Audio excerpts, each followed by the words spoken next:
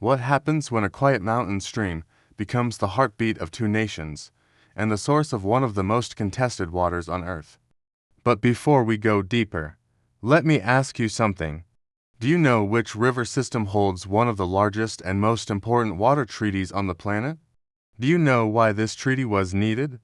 What crisis forced two rival nations to negotiate water? How was it signed? How was it implemented? What responsibilities does it place on each side? And what happens if one nation decides to break it?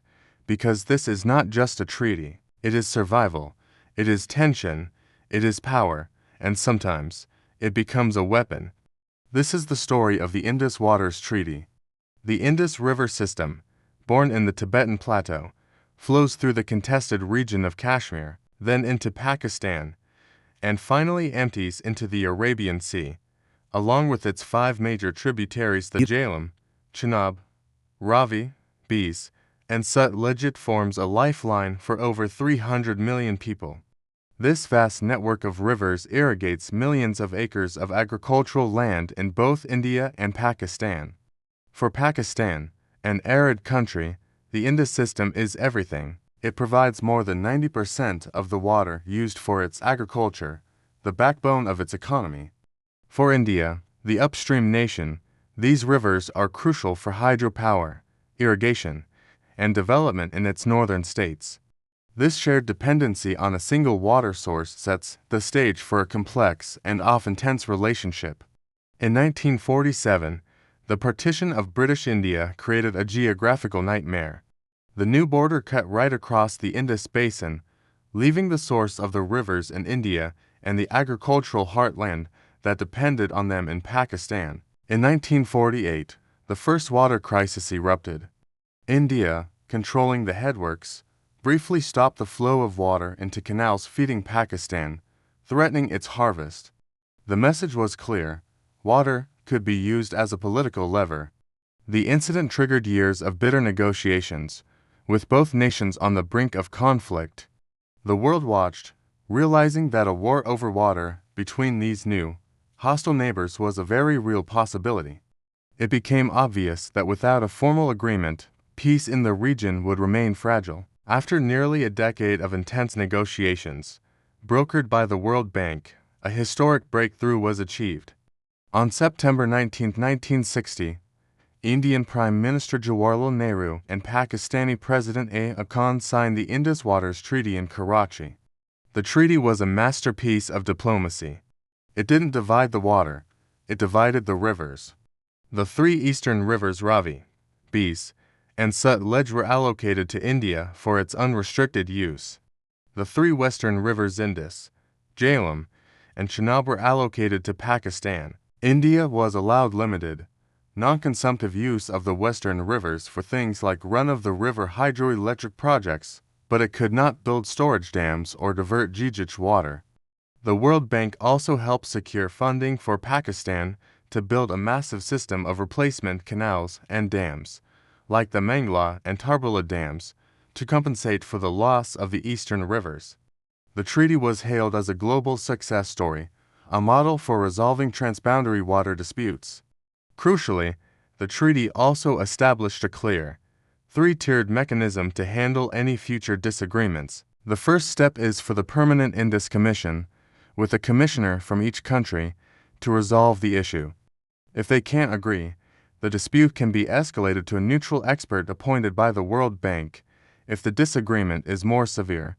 Involving questions of treaty interpretation, it can be taken to a court of arbitration. This robust framework was designed to depoliticize water and ensure that technical issues were solved by technical experts, not politicians. For over 60 years, despite several wars and countless military standoffs, this mechanism has largely held. It's the reason the Indus Waters Treaty is often called one of the most successful water-sharing agreements in the world. However, in recent years, the treaty has come under unprecedented strain. In 2025, following a terrorist attack in Felgam, Indian Prime Minister Narendra Modi famously stated, "Blood and water cannot flow together." This statement signaled a major shift, suggesting India might reconsider its obligations. India began to fast-track hydroelectric projects on the western rivers, like the Kishanganga and Rattle dams. Pakistan objected, arguing these projects violated the treaty's technical specifications by allowing India to control the flow of water. India maintained the designs were compliant. The dispute escalated. Pakistan initiated proceedings for a court of arbitration. India, preferring a neutral expert, boycotted the court. Back in 2023, The Hague's Permanent Court of Arbitration ruled that it had the competence to hear the case, a decision India rejected. The treaty's dispute mechanism is now in a state of abeyance, with both sides pursuing parallel, conflicting processes. Pakistan's response has been one of deep alarm.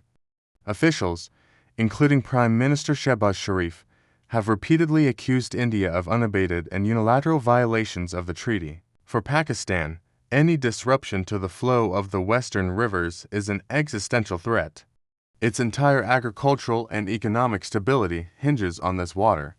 Pakistani leaders have consistently raised the issue at international forums, appealing to the World Bank to ensure India adheres to the treaty's provisions. They fear that India's new assertiveness is a strategy to use water as a tool of coercion, to exert diplomatic pressure on Pakistan. This fear, whether real or perceived, has pushed the two nuclear-armed neighbors into a dangerous new phase of their rivalry, where the weapon is not a missile, but a dam. The idea of water as a weapon is not new, but in the context of India and Pakistan, it's terrifying. While experts believe a full-scale water war is unlikely because of the catastrophic consequences, the use of water for political leverage is a growing reality. By building dams and controlling the flow, an upstream country can create an atmosphere of uncertainty downstream. It can time water releases to coincide with political tensions, or threaten to withhold water during critical planting seasons. This water pressure can be a powerful, non-military tool to achieve strategic goals. In the Indus Basin, this isn't just a theoretical concept anymore. It's a strategy being openly discussed and, many argue, slowly being implemented. Adding another layer of complexity is the China factor. China controls the headwaters of the Indus River in Tibet. While not a party to the treaty, China is an uppermost riparian state and a close ally of Pakistan. It has been building its own massive dams and water diversion projects on the Tibetan Plateau, which could impact river flows into India. If tensions between India and China escalate, China could potentially manipulate the Indus's flow to put pressure on India, which would, in turn, affect Pakistan downstream. This creates a complex three-way dynamic, where water, politics, and strategic alliances are dangerously intertwined. A water conflict in the Indus Basin might not just be between India and Pakistan, but could draw in another global superpower. And then there is a threat far greater than any political dispute: climate change. The glaciers of the Himalayas, the source of the Indus, are melting at an alarming rate. Scientists predict that in the short term, this will increase river flows, leading to more devastating floods. But in the long term, as the glaciers disappear, the rivers will shrink, leading to severe water scarcity for everyone in the basin. The 1960 treaty was designed for a world with predictable water flows. It is not equipped to handle the extreme volatility of the climate crisis. Scarcity will make every drop of water even more precious, and a shrinking resource will only intensify the competition and mistrust between India and Pakistan, pushing the treaty toward its breaking point. So, what is the only way forward? Experts agree that abandoning the treaty would be catastrophic for all.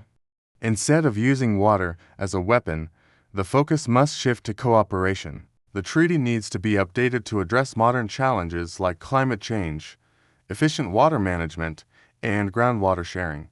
This requires political will, trust, and a shared understanding that water security is a mutual problem. Joint projects on water conservation, data sharing on glacial melt, and investment in modern irrigation techniques could benefit both nations. Water diplomacy, not water warfare, is the only sustainable path. The spirit of 1960, where two rivals chose cooperation over conflict, needs to be rediscovered before it's too late. The Indus gives life to this region.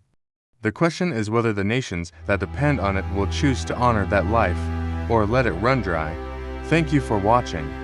If you found this informative, please like, share, and subscribe for more deep dives into the critical issues shaping our world.